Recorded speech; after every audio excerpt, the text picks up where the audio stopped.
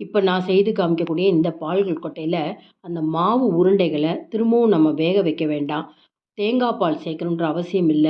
முக்கியமா திக்னஸ்க்காக அரிசி மாவுலாம் எதுவும் கரைச்சி விடாம நல்லா புரோட்டீன் ரிச்சா இந்த பால் கொழுக்கட்டை ரொம்ப சுலபமா எப்படி செய்யலாங்கிறத பார்ப்போம். 1 கப்பு பச்சரிசி மாவு. அதுக்கு அதே கப்பால பாதி அளவுக்கு பாசிப்பருப்பு எடுத்துக்கலாம். இந்த பாசிப்பருப்ப ஒரு நிறம் மாறுற வரைக்கும் ஒரு 1, 2 நிமிஷம் நம்ம வறுத்துக்கணும். வறுத்த அந்த பாசிப்பருப்ப வேற ஒரு பாத்திரத்தில போட்டுக்கலாம். அடுத்தது அதே வாணலியிலேயே 1 கப்பு நம்ம பச்சரிசி மாவு எடுத்தா 1 1/2 கப்பு தண்ணி.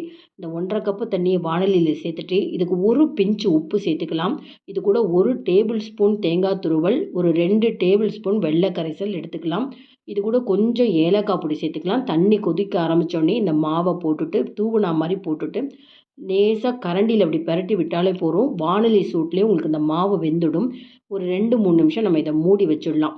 இந்த டைமில் நம்ம என்ன பண்ணலாம், பாசிப்பருப்பை வறுத்து வச்சுருக்கோம் இல்லையா, அதை நல்லா 2 முறை வாஷ் பண்ணிவிட்டு ஒரு அளவுக்கு 1/4 லிட்டர் தண்ணி விட்டு நம்ம குக்கரில் நல்லா குழைய வேக வச்சுக்கணுங்க. இப்போ கிளறி வச்ச மாவு கை பொறுக்கிற சூடு வந்தப்புறம் நல்லா அழுத்தம் கொடுத்து கிளறணுங்க. இதுக்கப்புறம் தண்ணி சேர்க்கக்கூடாது.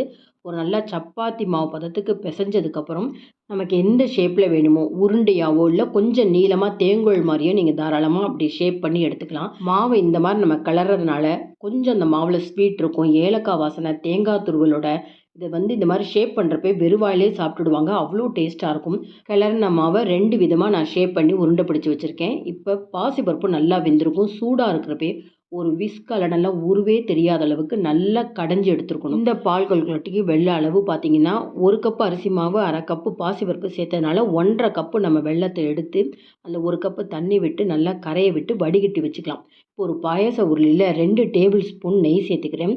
தேங்காவை சின்ன சின்ன பல்லு பல்லாக நறுக்கி நல்லா பொரித்து எடுத்துக்கலாம். இந்த தேங்காவை பொரித்து எடுத்ததுக்கப்புறம் நம்ம கடைஞ்சி வச்சுருக்கிற நல்லா வேக வச்சு அந்த பாசிப்பருப்பை சேர்த்துக்கணுங்க.